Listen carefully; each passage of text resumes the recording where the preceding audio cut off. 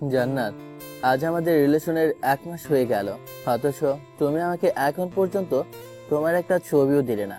Please আজকে একটা ছবি দাও তোমার। তোমাকে বলেছি না এসব ছবির আবদার করবে না।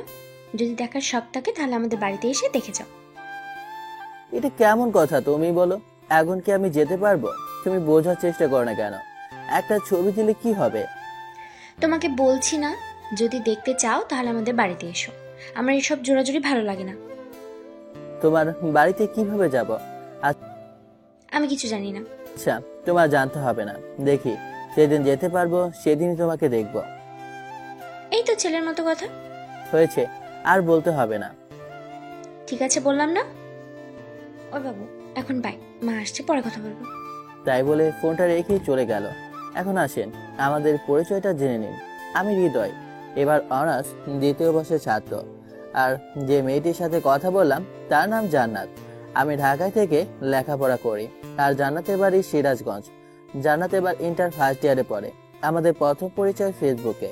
আস্তে আস্তে কথা বলতে বলতে দুজনে খুব ভালো বন্ধু হয়ে যায়। কিন্তু কখন যে আমি অজান্তে তাকে ভালোবেসে ফেলি আমি নিজেও জানি না। তাকে কোনোদিনও দেখি নাই, কিন্তু আমার মনের ঘরে তাকে নিয়ে একটি স্বপ্ন বেঁধেছি। ওর কাছে যতদিন ছবি চেয়েছি ততদিন আমাকে নিষেধ করেছে। আপনারা দেখলেন তো এখন কি বললো। হৃদয়, একটু এদিক আয় তো। পরিচয়টা তো দিয়েই দিলাম, এখন মা ডাকছে, বাকিটা আপনারা পড়ে নিন। হ্যাঁ মা, বলো কি হয়েছে? ঘরটা এমন অবহেলা করে রাখছিস কেন? নিজের ঘরটা গুছিয়ে রাখতে পারিস না? ওহ মা, তুমি জানো আমি একটু অগোছালো, তবুও প্রতিদিন একই কথা কেন বলো? দুদিন পরে বউ যখন ঘরে আসবে তখন কি করবি? হ্যাঁ মা, তুমি যে কি বলো না, তখন তো তোমার বৌমা এসব করবে। হয়েছে, আর বলতে হবে না। তাড়াতাড়ি রেডি হয়ে নাস্তার টেবিলে আয়। নাস্তা রেডি আছে, খেয়ে ভার্সিটিতে যা। ঠিক আছে মা। তারপর আমি রেডি হয়ে নাস্তা করে ভার্সিটিতে যাই। ভার্সিটিতে আমার বেস্ট ফ্রেন্ড হচ্ছে ইব্রাহিম। সেই ইন্টার থেকে আমরা দুজনে একসাথে লেখাপড়া করছি। দুজনের বেস্ট ফ্রেন্ড, কখনো আমাদের মধ্যে ঝগড়া হয় না। ভার্সিটিতে যেতে দেখলাম ইব্রাহিম বটগাছের নিচে বসে আছে। কি রে, কখন আসলি? এই তো দোস্ত, 5 মিনিট হলো। আজ দেখছি তোর মন খারাপ, ব্যাপার কি?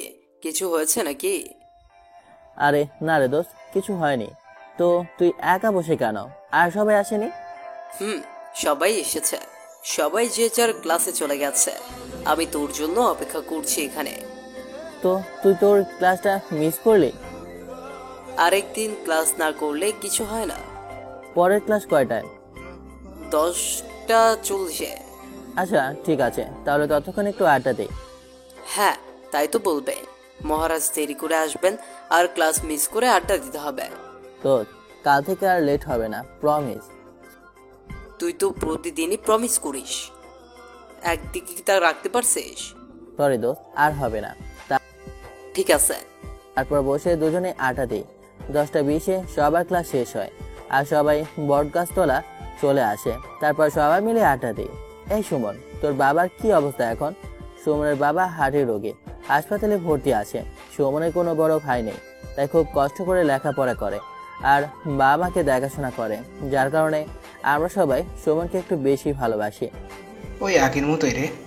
আচ্ছা, ডাক্তার কি বলেছে? ডাক্তার বলছে সময় লাগবে, কিন্তু নিশ্চয়তা নেই। মন খারাপ করিস না দোস্ত, সবকিছু ঠিক হয়ে যাবে। দোয়া করিস দোস্ত। আমরা তো সবসময় দোয়া করি। তোর মা বাবা কি আমাদের মা বাবা নয়? হ্যাঁ অবশ্যই।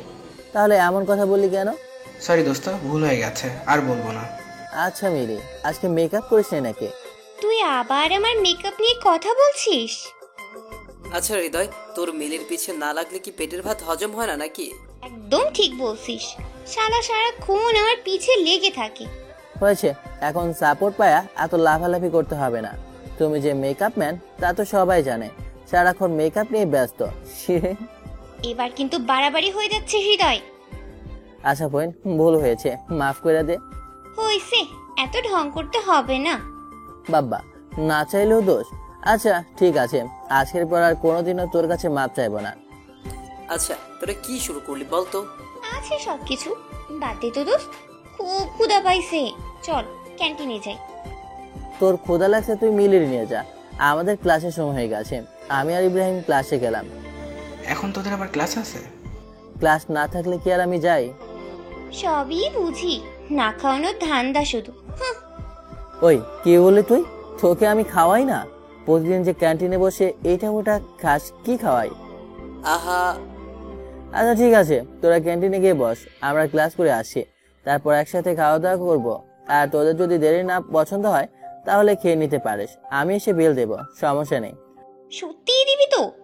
হ্যাঁ দেবো, এখন যা তোরা। তাই বলে ওদেরকে রেখে আমার ইব্রাহিম ক্লাসে চলে গেলাম। ক্লাসে ঢুকে দেখে নতুন একটা স্যার জয়েন করেছে। আজকে তার ক্লাস। স্যারের আজ আমাদের প্রথম ক্লাস, তাই আজকে পরিচয় পর্বের মধ্যে দিয়ে ক্লাস শেষ করে। ক্লাস শেষ করে বেরিয়ে ক্যান্টিনে চলে যায়। ক্যান্টিনে গিয়ে দেখি হারামিগুলা বসে আছে। কি রে, তোরা কিছু খাসনি? তোদের ছাড়া আমরা কখনো কিছু খাইছি? আরে বকা খেলে কি হইতো? কিছু হতো না, কিন্তু তোদের ছাড়া আমরা খাবো না, তাই খাইনি। আচ্ছা খাসনি, ভালো করছস। তো এখন কি খাবি বল? এখন বেশি কিছু খাবো না, হালকা নাস্তা করলেই হবে। আচ্ছা তাহলে সিঙ্গারা আনি, তোরা বস। তাই বলে আমি সিঙ্গারা আনতে সিঙ্গারার দোকানে গেলাম, সাথে কোল্ড ড্রিঙ্কসও নিলাম। তারপর সবাই নাস্তা করে কিছুক্ষণ আড্ডা দিয়ে বাসায় ফিরলাম। বাসায় এসে লাঞ্চ করে বিকেলে একটা ঘুম দিলাম। সন্ধ্যায় ঘুম থেকে উঠে দেখি মোবাইলে 29টা মিস কল। চেক করে দেখি জান্নাতের কল ছিল। আজ আমি শেষ। কি বরণের ঘুমই না ঘুমাচ্ছিলাম, ফোন বাজছিল বুঝতেই পারিনি। জান্নাত তো আজকে আমাকে মেরেই ফেলবে। তাড়াতাড়ি করে জান্নাতকে একটা ফোন করলাম। হ্যালো জান্নাত। সরি, কে আপনি আর কাকে ফোন? আমি সরি জান্নাত, আসলে ভার্সিটি থেকে এসে লাঞ্চ করে একটু ঘুমিয়ে পড়েছিলাম, তাই বুঝতে পারিনি কখন ফোন করেছিলাম। সরি। তো ঘুম থেকে উঠেছেন কেন? যান ঘুমান। সরি তো জান। তোমার এই সরি না আমার আর ভালো লাগে না। আচ্ছা ঘুমিয়ে পড়েছিলাম তো কি করব? কিচ্ছু করতে হবে না, চুপচাপ বসে থাকো, বাই। তাই বলে ফোনটা কেটে দিল। আল্লাহ গো, মেয়েটা কত রাগ করে। আল্লাহ তুমি এই মেয়েটাকে একটু হৃদয়ের দান করো, কথায় কথায় রাগ করে। ফোনটা কেটে যাওয়ার সাথে সাথে আবার ফোন করলাম। কি ব্যাপার, আবার ফোন করেছো কেন? আমার জান পাখিটা প্লিজ কথা বলো। তোমার সাথে আবার কিসের কথা? কথা কি শেষ আছে? হ্যাঁ, কথা শেষ আছে। তোমার সাথে আমার আর কোনো কথা নেই। প্লিজ জান, এমনটা করো না, প্লিজ কথা বলো। আচ্ছা ঠিক আছে, বলো কি বলবে। I love you. এটা ছাড়া আর কোনো কথা আছে? আছে তো। তো সেই কথা বলো। আমার না খুব ইচ্ছে করছে তোমার কাছে ছুটে যেতে। তা আসো না কেন? কি করব বলো, সিরাজগঞ্জ তো আমার কোনো রিলেটিভ নেই যে তার পাশেই যাব। রিলেটিভ না থাকলে কি আসা যায় না? যাও তো যাই, কিন্তু আমি তো কিছুই চিনি না, কোথায় যেতে আবার কোথায় চলে যাব। তুমি কোন দুনিয়ার মানুষ? কেন? তুমি ডিজিটাল যুগে এসে হারিয়ে যাওয়ার ভয় করছো? আমার ভয় করে না। যদি তুমি কোনো কারণে হারিয়ে যাও, সেদিন আমার মরণ ছাড়া কিছু হবে না। হয়েছে, এখন আর ইমোশনাল হতে হবে না। তারপর জান্নাতের সাথে অনেকক্ষণ কথা বলে ফোনটা রেখে একটু ছাদে যাই। আমাদের ছাদে একটি দোলনা আছে, তো ছাদে গিয়ে দোলনায় বসে দোল খাচ্ছিলাম। এমন সময় সুমনের ফোন আসলো। হ্যালো হৃদয়, তুই কোথায়? কি রে, কি হয়েছে? এইভাবে কথা বলছিস কেন? বাবা কেমন জানি করছে, তুই একটু তাড়াতাড়ি হসপিটালে আসবি। আচ্ছা দাঁড়া, আমি আসতেছি। তাই বলে ফোনটা রেখে বাসা থেকে বেরিয়ে ইব্রাহিমের বাসায় গেলাম। ইব্রাহিমকে সাথে নিয়ে হাসপাতালে চলে গেলাম। হাসপাতালে গিয়ে দেখি সুমন একটা ব্রেঞ্চের উপর বসে আছে। আমি গিয়ে সুমনকে বললাম, কি হয়েছে সুমন? বাবার আবার হার্ট অ্যাটাক হয়েছে। কি বলিস? এখন আঙ্কেল কই? ডাক্তার অপারেশন করছে। আচ্ছা তুই কোনো চিন্তা করিস না, সবকিছু ঠিক হয়ে যাবে। তোরা তো জানিস আমি বাবার জন্য কত কিছু করছি। বাবার এমন হলে আমি আর মা থাকবো কিভাবে? আরে কিছু হবে না আঙ্কেলের। আমি সুমনকে সান্ত্বনা দিতে লাগলাম। সান্ত্বনা দিতে দেখি ডাক্তার অপারেশন শেষে বাইরে আসলো। আমরা ডাক্তারের কাছে গিয়ে বললাম, কি অবস্থা ডাক্তার? অবস্থা খুব একটা ভালো না, রোগী চাইছে না বাঁচতে, আমরা কি করব বলেন? মানে কি বলছেন আপনি? উনি হার্টের পেশেন্ট, কিন্তু সেদিকে তিনি কোনো চিন্তাই করে না, সারাক্ষণ নিজের প্রতি অবহেলা করে। এখন আমরা কি করব? আচ্ছা ডাক্তার, এখন কোনো উপায় নেই কি? হ্যাঁ, ওনাকে মেন্টালি সাপোর্ট দিতে হবে। আচ্ছা ঠিক আছে ডাক্তার, আমরা যথেষ্ট চেষ্টা করব। ঠিক আছে। তারপর ডাক্তার চলে যায়। আমরা সুমনের বাবার কাছে যাই। সুমনের বাবার কাছে গিয়ে বলি, আঙ্কেল এখন কি অবস্থা? এই তো বাবা, জীবন্ত লাশ হয়ে আছি। এমন কথা বলছেন কেন? কি বলবো বাবা, আর কতদিন এভাবে থাকবো? অনেক দিন তো হয়ে গেল। হ্যাঁ অনেক দিন হয়ে গেল। আপনি জানেন আপনি অসুস্থ হওয়ার পর থেকে সুমনার আন্টি কত কষ্ট করছে। যেখানে সুমনের পড়াশোনায় মনোযোগী হওয়ার কথা, সেখানে পড়াশোনার পাশাপাশি আপনার চিকিৎসার খরচ জোগাতে হয়, পরিবার চালাতে হয়। এই বয়সে সুমনকে কত কষ্ট করতে হচ্ছে বলেন। আর আপনি যদি নিজেকে এইভাবে গটিয়ে নেন তাহলে কিভাবে হবে? আপনার ছেলের দিকেও তো দেখতে হবে নাকি? আপনার ছেলের দুঃখটা কি একটু বোঝার চেষ্টা করবেন না? একটু সুস্থ হয়ে ওঠেন, সবাইকে ভালো রাখতে হবে তো। ঠিক বলছো বাবা, আমি একটা অপদার্থ বাবা। যেখানে আমি বাবাকে সব দায়িত্ব পালন করতে হবে, সেখানে আমার ছেলে আমার সব দায়িত্ব পালন করছে। তাহলে বোঝেন, এখন আপনাকে যত তাড়াতাড়ি সম্ভব সুস্থ হয়ে উঠতে হবে। আর কোনো চিন্তা করবেন না, আমরা আছি তো। সবসময় হাসি খুশি থাকার চেষ্টা করবেন। ঠিক আছে বাবা, তোদের অনেক কষ্ট দিলাম। সুমনের মায়ের হাত ধরে বলল, আমাদের কোনো কষ্ট নেই, তুমি তাড়াতাড়ি সুস্থ হয়ে ওঠো। আমাকে সুস্থ হতেই হবে। এই তো আঙ্কেল, এখন বুঝতে পারছেন? তারপর কিছুক্ষণ আঙ্কেলের সাথে কথা বলার পর সুমনকে বুঝিয়ে রেখে আমি আর ইব্রাহিম চলে আসি। বাসায় এসে ঘুমিয়ে পড়ি। পরের দিন ঘুম থেকে উঠে ফ্রেশ হয়ে নাস্তা করে একটু আড্ডা দিতে বেরিয়ে পড়ি। আজ ভার্সিটিতে ক্লাস নেই, তাই ভার্সিটিতে যাওয়া হলো না। আমাদের একটা আড্ডাখানা আছে, সেখানে যেদিন ভার্সিটি কোনো অফ থাকে সবাই সেইখানে আড্ডা দেয়। আজকেও তার বিকল্প নেই, সবাই এসে পড়েছে। সবাই বসে আড্ডা দিচ্ছি। হঠাৎ এমন সময় ইব্রাহিমের ফোনে একটা কল আসে। ইব্রাহিম, তোমার ছোট চাচার বিয়ে ঠিক হয়েছে। আগামীকাল আমাদেরকে গ্রামের বাড়ি যেতে হবে। কি বলছো বাবা, সত্যি? হ্যাঁ সত্যি। আমি তো অনেক মজা হচ্ছে। দাঁড়া বাবা, আমি তাড়াতাড়ি আসছি। আচ্ছা ঠিক আছে। ইব্রাহিম ফোনটা দেখা মাত্রই আমি ইব্রাহিমকে বললাম, কি রে, কি হয়েছে, এত খুশি কেন? আর বলিস না, আমার ছোট চাচার বিয়ের ঠিক হয়ে গেছে। কাল সকাল সকাল আমাদের গ্রামের বাড়ি যেতে হবে। গ্রামের বাড়ি? তোর আবার গ্রামের বাড়ি আছে নাকি? হ্যাঁ রে, তোকে এর আগে বলা হয়নি, কারণ আমি ছোটবেলা থেকেই ঢাকায় বড় হয়েছি। গ্রামে দু একবার গেছিলাম। তোদের গ্রামের বাড়ি কই? সিরাজগঞ্জ। কি শালা, তোর বাড়ি সিরাজগঞ্জ? আমাকে বলবি না? কেন রে, কি হয়েছে? শালা, আমার সিরাজগঞ্জে একটা কাজ আছে। আমার কোনো রিলেটিভ থাকে না, তাই যাইতে পারি না। আর তোর গ্রামের বাড়ি ওখানে, আমাকে আগে বলবি না? সিরাজগঞ্জ, তোর আবার কি কাজ আছে?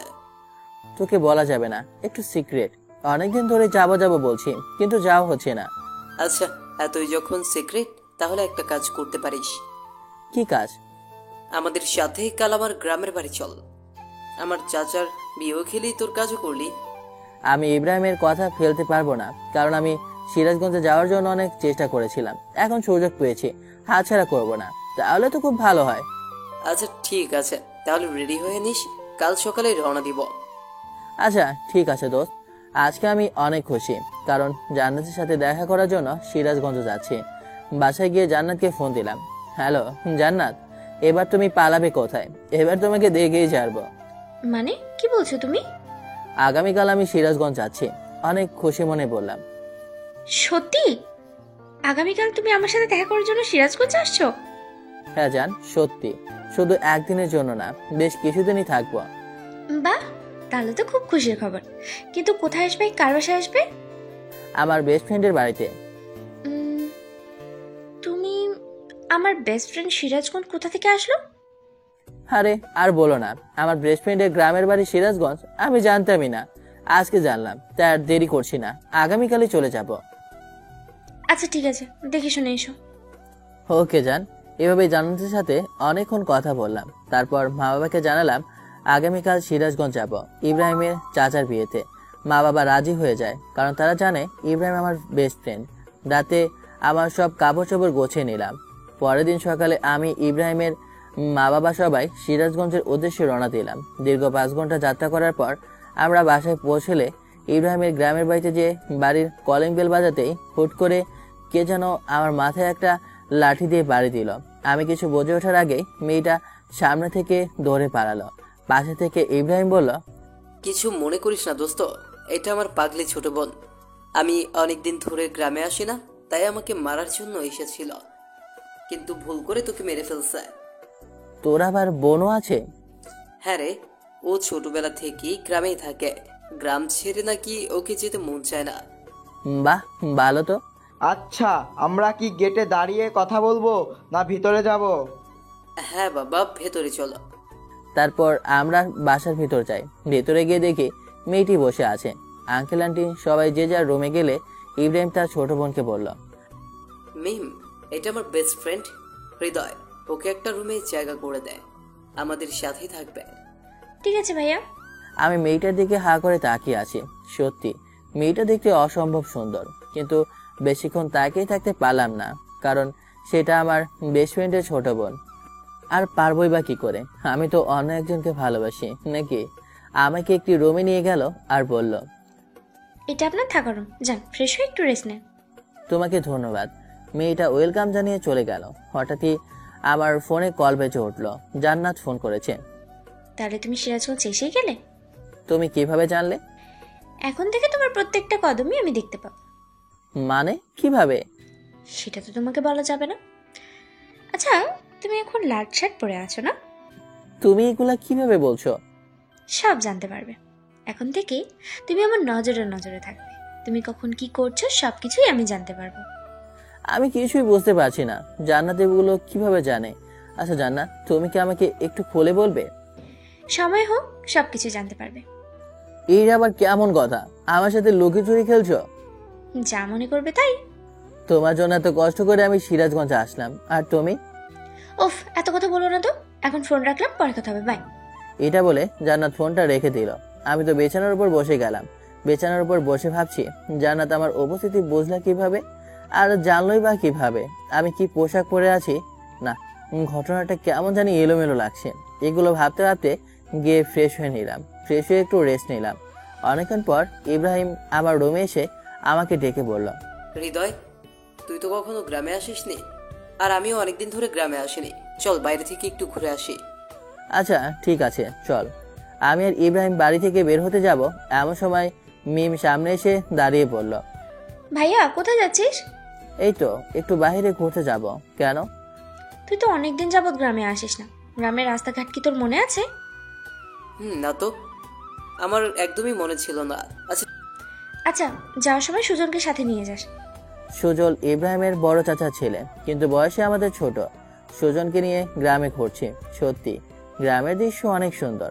আশেপাশের ক্ষেত খামার আর তার মাঝখান দিয়ে রাস্তা। খুব মজা হচ্ছিল। চারপাশে পাখির কিচিরমিচির শব্দ। সত্যি শহরের সাথে গ্রামের কোনো তুলনা হয় না। ঘুরতে ঘুরতে হঠাৎ জান্নাতের একটা SMS আমার ফোনে আসলো। বাইরে ঘুরছো ঠিক আছে, কিন্তু এই এলাকার অন্য কোনো মেয়ের দিকে তাকালে কিন্তু চোখ তুলে ফেলবো। ও আল্লাহ, জান্নাত আমার প্রতিটা খবর কিভাবে জানছে? জান্নাত এখন কোথায় আছে? আমি তো কিছুই বুঝতে পারছি না। আর আমার খবরগুলোই বা কিভাবে পাচ্ছে? আমার তো মাথায় আসে না। আচ্ছা তুমি কোথায় আছো বলো তো? ঠিক সময় আসো, সবকিছু জানতে পারবে। তোমার জন্য এত কষ্ট করে আমি আসলাম, আর আমার সাথে দেখাই করছো না? কিচ্ছু করার নেই, অপেক্ষা করো। সবুরে মেয়েও ফলে। কি আর করার, কোনো উপায় নেই জান্নাতকে দেখার। গ্রামটা ঘুরে দেখা শেষে বাসায় ফিরে রুমে রেস্ট নিচ্ছি। এমন সময় দেখলাম মিম বারবার আমার রুমের সামনে দিয়ে ঘুরপাক খাচ্ছে। আমি বুঝলাম না ব্যাপারটা কি। মেয়েটা আমার রুমের সামনে দিয়ে এমন ঘোরাঘুরি করছে কেন? একটু পর ডিনারের জন্য ইব্রাহিম এসে ডেকে গেল। তারপর ডিনার শেষে রুমে এসে শুয়ে আছি। একটু পর আমার ফোনে একটা মেসেজ আসলো। কি ব্যাপার, সারাদিন রুমের মধ্যে শুয়ে বসে থাকো, খারাপ লাগছে না? তুমি কোথায় আছো এখন? আর তুমি কিভাবে বুঝলে আমি রুমের মধ্যে বসে আছি? তোমাকে বলেছি না, তোমার প্রত্যেকটা কদম এখন থেকে আমি দেখতে পাবো। তাহলে আমার সামনে আসো না কেন? ঠিক সময় আসো, ঠিক সামনে যাব। আচ্ছা, তোমাকে যেটা বলার জন্য মেসেজ দিচ্ছি, চল কাল দেখা করি। সত্যি কাল দেখা করবা? হ্যাঁ দেখা করবো, কাল স্কুলের মাঠে চলে এসো, দেখা হবে। কিন্তু আমি তো স্কুলের মাঠটা চিনি না, কিভাবে যাব? তুমি বাসা থেকে বেরিয়ে ডান দিকে একটা রাস্তা আছে, রাস্তা দিয়ে সোজা চলে আসবে। তারপরে সামনে একটা মোড় দেখতে পাবে। সেখান থেকে উত্তর দিকে একটু সামনে গেলে স্কুলের মাঠ পড়বে, আর সেখানে আমরা দেখা করব। আচ্ছা ঠিক আছে যান। সত্যি আজ আমি অনেক খুশি, কাল জান্নাতের সাথে দেখা হবে। এটা ভাবতেই আমি খুশিতে আত্মহারা হয়ে যাচ্ছি। কাল প্রথম জান্নাতের সাথে আমার দেখা হবে। আমি খুবই এক্সাইট হয়ে আছি। জান্নাতের কথা ভাবতে ভাবতে কখন যে ঘুমিয়ে পড়ি বুঝতেই পারছি না।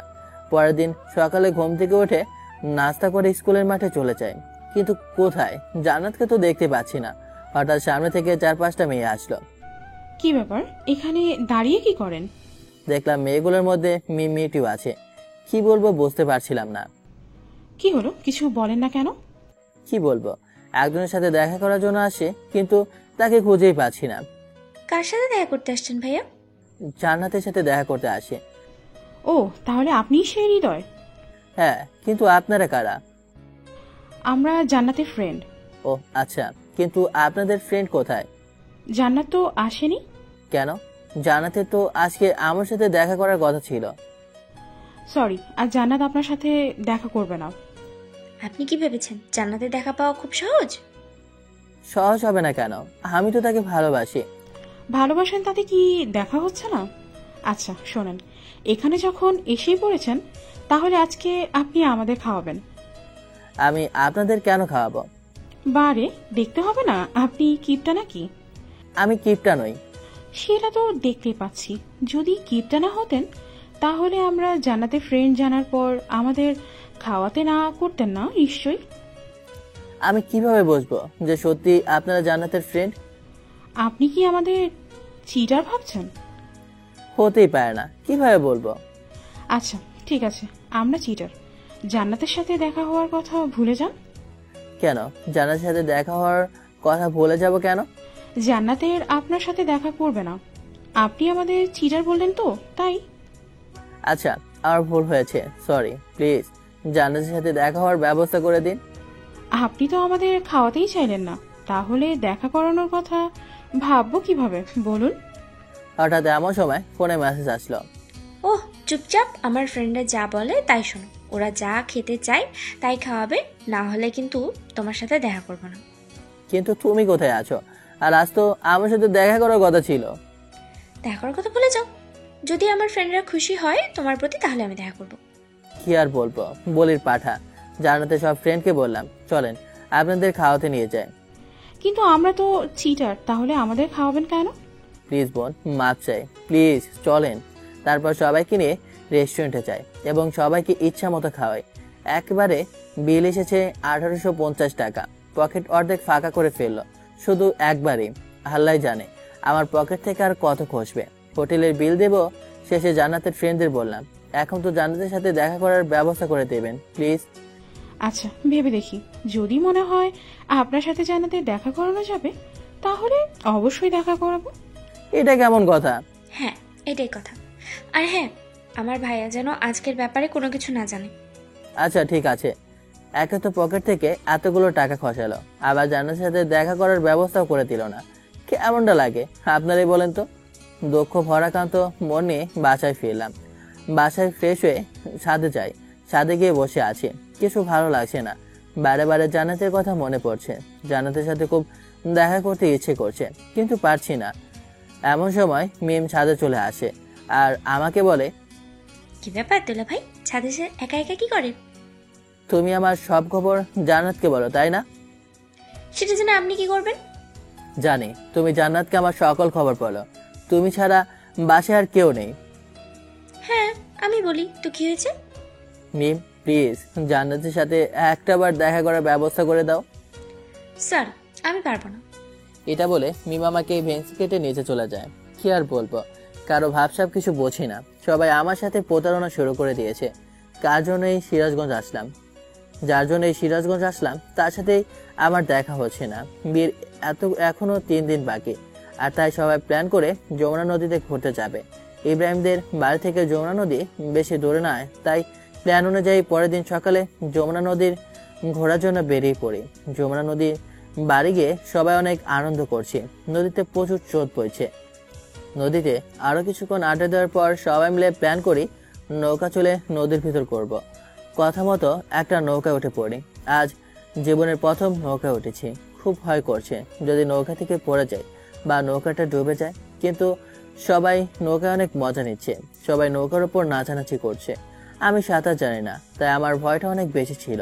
ইব্রাহিমও সাঁতার জানতো না, কারণ ও ছোট থেকেই ঢাকায় বড় হয়েছে। ইব্রাহিম আর আমি খুব ভয় পাচ্ছিলাম। সবাই নাচানাচি করছে, খুব মজা করছে তারা। তাদের দেখে খুব হিংসা হচ্ছিল। উফ, আমিও যদি ওদের সাথে একটু নাচতে পারতাম। কিন্তু আমার তো ভয় করছে যদি নৌকাটা ডুবে যায়। সবকিছু ভুলে ভাবলাম যা হবার হবে, সবার সাথে আমিও নাচবো।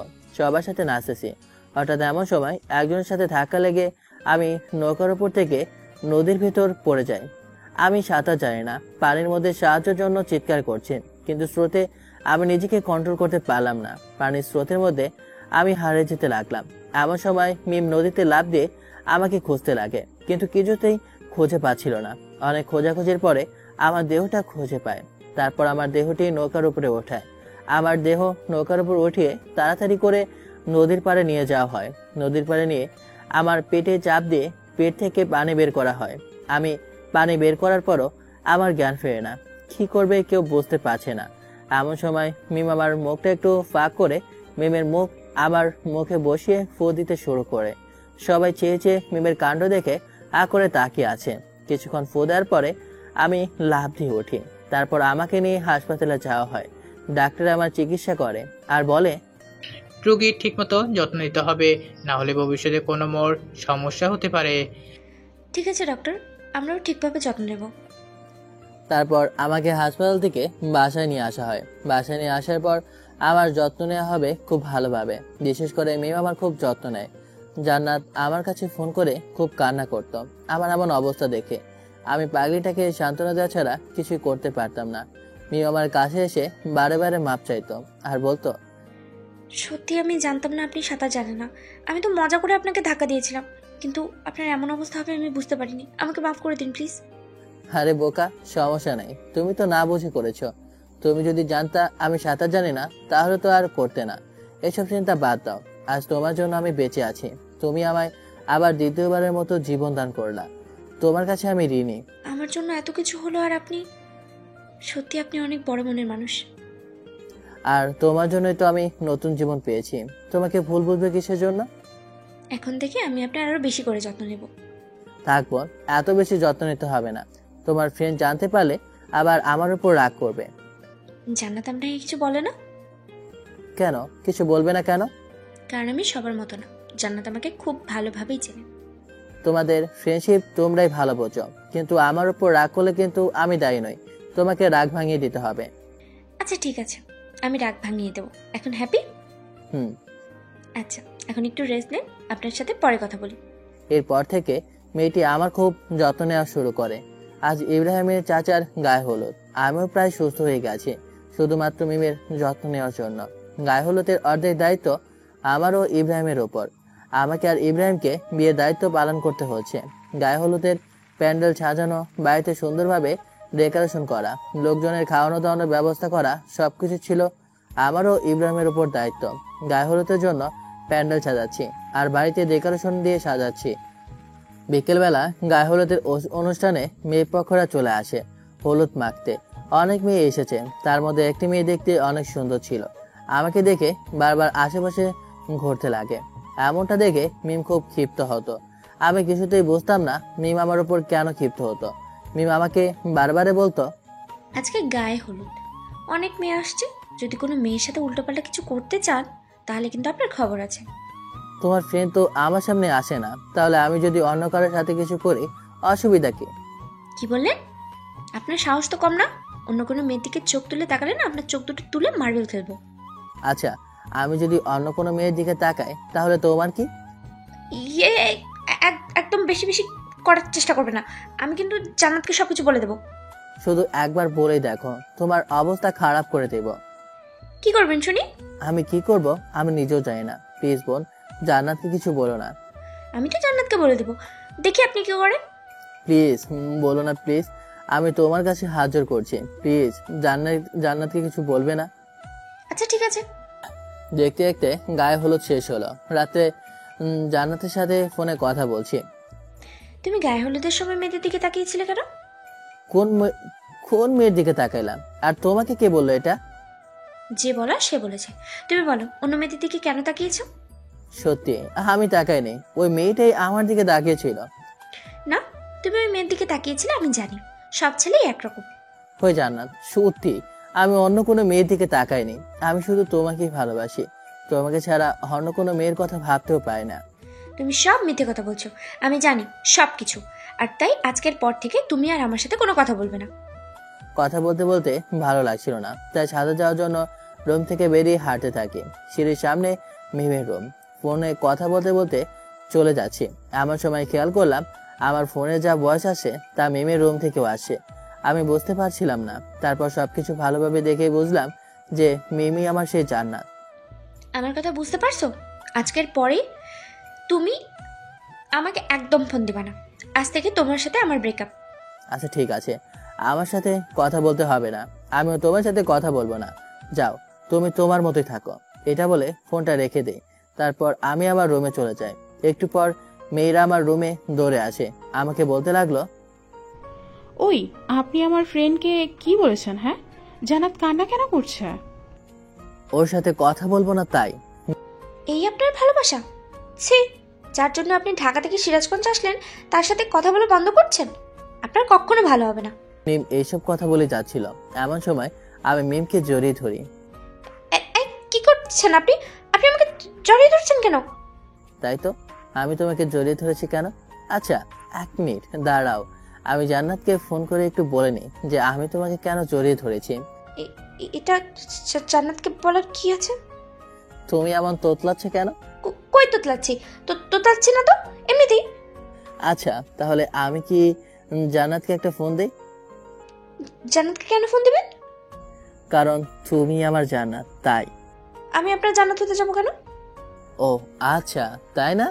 হ্যাঁ তাই তো, আমি তুমি আপনার ফ্রেন্ডের ছোট বোন।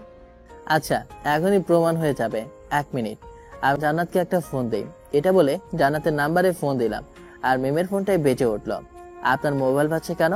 মোবাইলটা একটু দেখি, কি ফোন করেছে আপনাকে দেখি। না মানে কেউ ফোন করেনি, আপনাকে দেখতে হবে কেন? আমি তো দেখেই ছাড়বো, মোবাইলটা দাও বলছি। না, আমি কিছুতেই মোবাইল দেবো না, এটা আমার পার্সোনাল ফোন, আপনাকে কেন দেবো? আমি কিছু জানি না, আমি নেব। মিমের সাথে জোরাজোরি করতে করতে আমি বিছানার উপর পড়ে যাই, আর মিম আমার বুকের উপর পড়ে যায়। দুজনে খুব কাছে চলে এসেছি।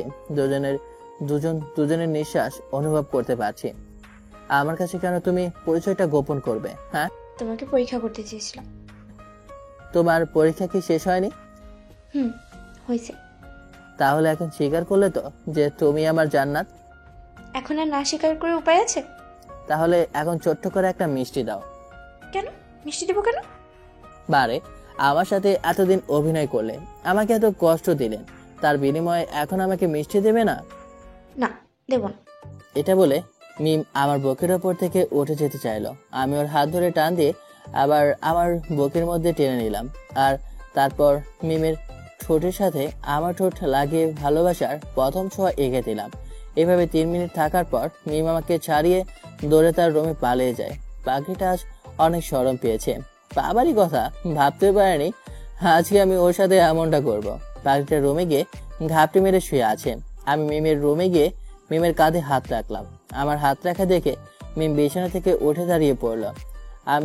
আমি মিমের গালে হাত রেখে বললাম, লজ্জা পেয়েছো? তুমি ভাবতেও পারোনি কিভাবে ধরা পড়ে যাবে, তাই না?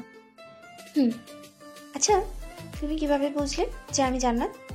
ওইটা গোপন অ্যান্ড সিক্রেট, বলা যাবে না। এই যে বলো বলছি। না, বলবো না। তুমি বলবে না? আচ্ছা, তুমি এমন করতেছো কেন? আমি যেভাবে হোক জানতে পেরেছি, তোমাকে সেটা জানতে হবে কেন? না, আমি শুনবো, তুমি বলো। আচ্ছা বলতেছি, যখন তোমার সাথে কথা বলছিলাম তখন কথা বলতে বলতে সাথে যাওয়ার জন্য রুম থেকে বেরিয়েছিলাম, আর তখন দেখলাম তোমার রুম থেকে সাউন্ড আসতেছে। তখনই বুঝতে পেরে গেছি। ওহো, তুমি তো ভালো না, তোমার আড়ি পাতার অভ্যেস আছে। তোমাকে ধরার জন্যই তো আমাকে আড়ি পাততে হয়েছে। কতদিন হলো এসেছি, তুমি দেখাই দিলে না। যাও, তোমার সাথে কোনো কথা নেই। তাই বলে মুখ ঘুরিয়ে দাঁড়িয়ে আছো? আমি জানি কে ঘুরিয়ে আমার সামনে নিয়ে এসে বললাম, এই পাগড়ি, আজ প্রথম তোমার সাথে আমার সামনাসামনি পরিচয় হলো, আর তুমি এভাবে মন খারাপ করে দাঁড়িয়ে থাকবে? থাকবোই তো, তোমার কি? এটা শোনার পর আমি জান্নাতকে আমার বুকের মধ্যে টেনে নিলাম। এবার বলো, আরো রেগে থাকবে? এভাবে ভয়ে ভয়ে দৌড়ছেন কেন? আমাকে ধরার কি সাহস নেই নাকি? আছি তো, দেখবে? দেখাও দেখি। তাই বলে জান্নাতকে খুব জোরে জড়িয়ে ধরি। দুজনেই অন্য এক জগতে হারিয়ে গেছি। অনেকক্ষণ জড়িয়ে ধরে থাকার পর জান্নাত আমাকে ছাড়িয়ে বলল, উনি যান, এখন যাও, আবার কেউ দেখে ফেলবে। আচ্ছা যান। তারপর মিমের রুম থেকে বেরিয়ে আমি আমার রুমে চলে আসি। রাতে ঘুম ধরছিল না, তাই মিমকে ফোন করে ছাদে আসতে বলি। আমিও ছাদে চলে যাই। আমি ছাদে দাঁড়িয়ে আছি। একটু পর মিম ছাদে আসলো। দুজনে ছাদে বসে গল্প করছি। গল্প করতে করতে অনেক রাত হয়ে গেছে। তারপর আমি মিমকে বললাম, আচ্ছা যান, এখন ঘুমাতে হবে, কালকে আবার অনেক কাজ আছে। তাই তো। আচ্ছা চলো এখন যাই। তাই বলে আমরা দুজনে ছাদ থেকে নেমে রুমে চলে আসি। রুমে এসে ঘুমিয়ে পড়ি। সকালবেলা ঘুম থেকে উঠে নাস্তার টেবিলে বসে আছি। আমার সামনে চেয়ারে মিম বসা। খাওয়ার সময় মিম বারে বারে ওর পা দিয়ে আমার পায়ে পাড়া দিচ্ছিল আর হাসছিল। আমিও হাসছিলাম। আমার আর তার পাগলামিগুলো খুব ভালো লাগে। খাওয়া দাওয়া শেষে ডেকোরেশনের কাজ করতে লেগে পড়ে। প্রথমে পুরো বাড়িটা সুন্দরভাবে ডেকোরেশন করে সাজায়। দুপুরবেলা গোসল করে সবাই বিয়েতে যাওয়ার জন্য রেডি হয়নি। মিম আজকে অনেক সুন্দরভাবে সেজেছে। মিমকে দেখে চোখ সরাতেই পারছি না। সত্যি মিমকে দেখতে আজ অনেক সুন্দর লাগছে। আমি মিমের কাছে গিয়ে বললাম, কই এত সুন্দর করে সেজেছো কেন? কেন, দেখতে ভালো লাগছে না?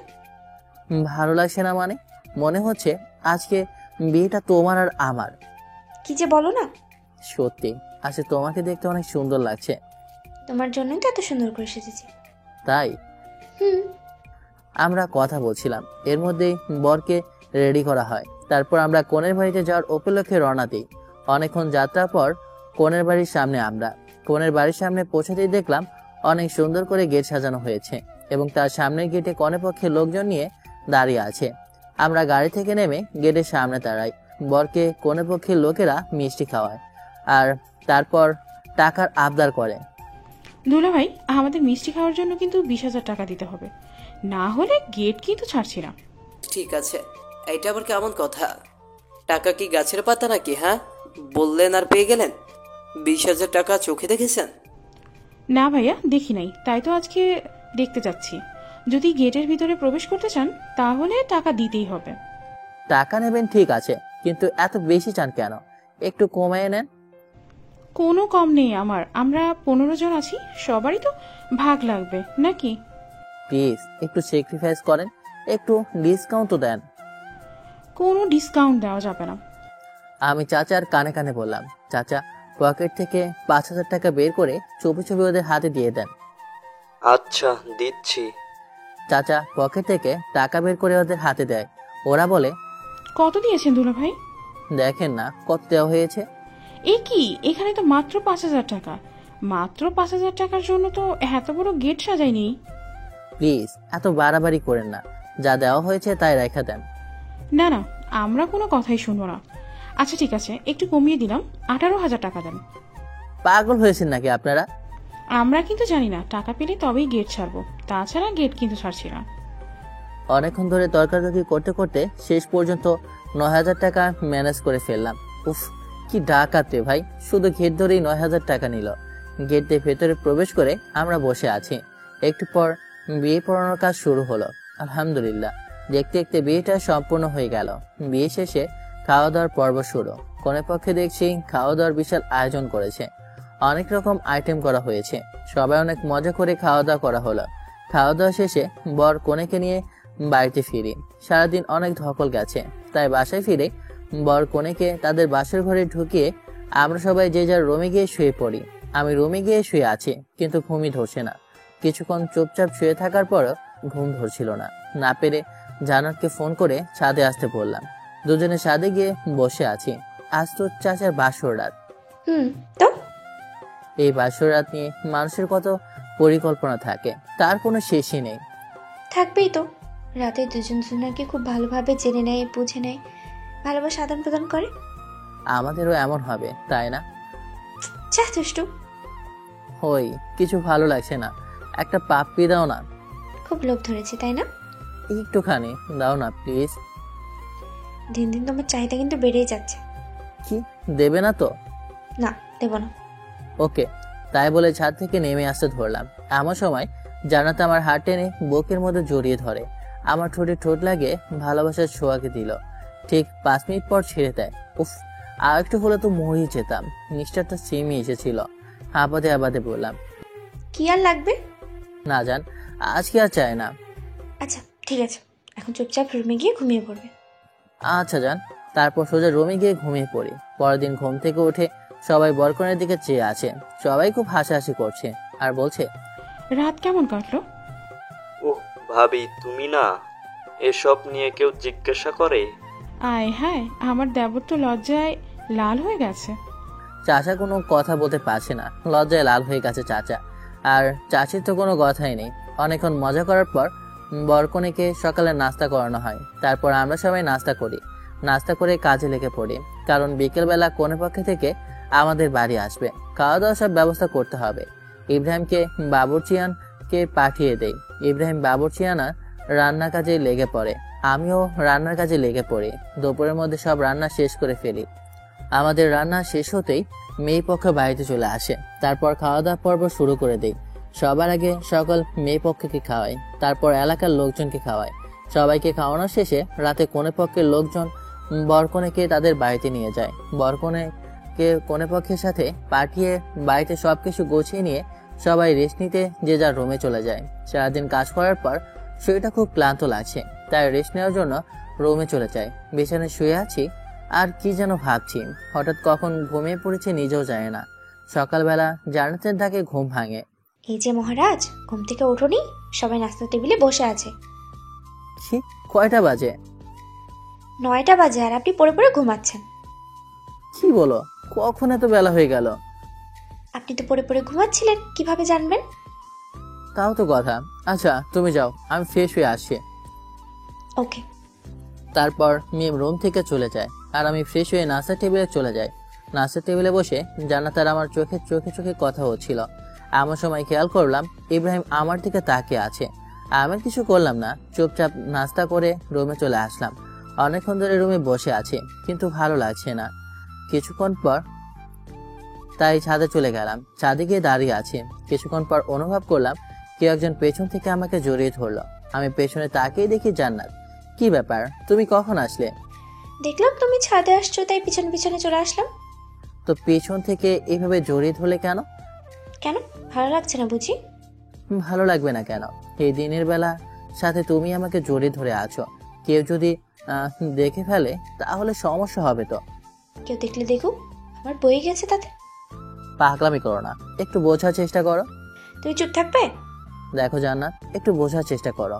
এখন দিন আর আমরা এখন ছাদে আছি।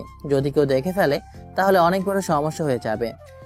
তুমি চাও না তো আমি তোমাকে এইভাবে জড়িয়ে ধরে থাকি? আচ্ছা ঠিক আছে, থাকো তুমি তোমার মতো, আমি গেলাম। এটা বলে মিম যখন পেছন ফিরে ছাদ থেকে নেমে যেতে চাইলো, পেছন ফিরে মিম চমকে গেল। আমি পেছনে তাকাতেই দেখি ইব্রাহিম দাঁড়িয়ে আছে। ইব্রাহিম, তুই এখানে কখন আসলি? কেন ডিস্টার্ব করলাম বুঝছি? দোস্ত, এসব কি বলিস? মেম তুই নিচে যা। ভাইয়া তুই হৃদয়কে কিছু বলবি না। তোকে নিচে যেতে বলছি, তুই নিচে যা। মিম ইব্রাহিমের ধমকে নিচে চলে যায়। এদিকে ইব্রাহিম আর আমি ছাদে রয়ে গেলাম। ইব্রাহিম আমাকে বলছে, আমি প্রথম থেকে যা সন্দেহ করেছিলাম তাই সত্য হলো। দোস্ত আমার কথা শোন। তুই আর কি বলতে চাস না? হ্যাঁ, তোকে আমি আমার বেস্ট ফ্রেন্ড ভাবতাম আর তুই আমার সাথে এমনটা করলে। দোস্ত শোন, জান্নাতের সাথে আমার অনেক আগে থেকেই পরিচয়। আমাদের প্রথমে ফেসবুকে আলাপ হয়, তারপর আস্তে আস্তে কথা বলতে বলতে আমাদের মধ্যে একটা সম্পর্ক গড়ে ওঠে। বিশ্বাস কর, আমি একদমই জানতাম না যে জান্নাত তোর বোন। আমি তো জান্নাতকে কখনো দেখেছিলামই না। জান্নাতকে আমি না দেখেই ভালোবেসেছিলাম। তোর সাথে এখানে আসার পরে আমি জানতে পারি যে তোর বোন মিম আমার জান্নাত। আমি তো পরশুদিন জানতে পারলাম যে এটা আমার সেই জান্নাত যাকে আমি ভালোবাসি। দেখ হৃদয়, তোমার বেস্ট ফ্রেন্ড, আমার ছোট বোন মানে তোর ছোট বোন। আমি আমার বোনকে অনেক ভালোবাসি আর তোকে অনেক ভালোবাসি। আমি কোনো কারণে আমাদের বন্ধুত্বটা নষ্ট করতে চাই না। আমি কি বোঝাতে চেয়েছি তুই বুঝতে পারছিস? তো আমি জান্নাতকে অনেক ভালোবাসি রে। আমি ওকে ছাড়া থাকতে পারবো না রে, কিছুতেই না। কিছুই করার নাই, প্লিজ তুই জান্নাতকে ভুলে যা। কিভাবে ভুলে যাব তুই বল? আমি কিভাবে বলবো? আমি শুধু এইটুকুই বলবো, তুই মিমকে ভুলে যা। আচ্ছা, কাকে ভুলে যাব তুই বল? যাকে আমি না দেখে ভালোবেসেছি তাকে? যাকে আমি নিজের থেকে বেশি ভালোবাসি তাকে? যে আমাকে দ্বিতীয়বারের মতো জীবন দান করলো? যে আমাকে বিশ্বাস করে আমার সাথে সারা জীবন কাটানোর প্রতিজ্ঞা করেছে তাকে? তুই বল, আমি কিভাবে ভুলে যাব? খুব জোরে কান্না করতে করতে ইব্রাহিমের হাত ধরে বললাম, শোন হৃদয়, তোকে সব কিছু ভুলে মিমকে ভুলে যেতে হবে। আমি আমার ছোট বোনকে কষ্ট দিতে পারবো না, আর আমি আমাদের বন্ধুত্বটা কখনোই নষ্ট করতে চাই না। প্লিজ, আমাদের বন্ধুত্বের কসম। আমার হাত ইব্রাহিমের মাথায় নিয়ে বলল, তুই এটা কি করলি? তুই কেন বললি এটা? আমি জান্নাতকে কিভাবে ভুলে যাব? খুব জোরে জোরে কান্না করছি আর বলছি। আমার চোখের জলগুলো টপ টপ করে ইব্রাহিমের গায়ে পড়ছে। হৃদয়, তুই নিজেকে শক্ত কর। আর হ্যাঁ, আমি তোকে যে এইসব বলেছি তা যেন মিম কিছুতেই না জানতে পারে। ঠিক আছে, আচ্ছা চল এখন নিচে যাই। প্লিজ তুই যা, আমাকে একটু একা থাকতে দে। ঠিক আছে, কিন্তু কথাটা মনে রাখিস। তোকে বললাম তো, তুই যা এখান থেকে। ওকে, আমি যাচ্ছি। তাই বলে ইব্রাহিম নিচে চলে গেল। আমি একা ছাদে দাঁড়িয়ে আছি, কিছুতেই চোখের জল থামাতে পারছি না। আমি জান্নাতকে কিভাবে বলে যাবো যে আমার নিঃশ্বাস, যার সাথে একটা মুহূর্ত কথা না বললে আমার খুব কষ্ট হয়, তাকে কি করে ভুলে যাব? ইব্রাহিম, তুই আমাকে কেন আমাদের বন্ধুত্বের কসম দিলি? আমি কি জান্নাতকে কিছুতেই বলতে পারবো না রে। প্লিজ তুই কসমটা উঠিয়ে রে। অনেকক্ষণ ধরে ছাদে একা একা দাঁড়িয়ে দাঁড়িয়ে কান্না করছি।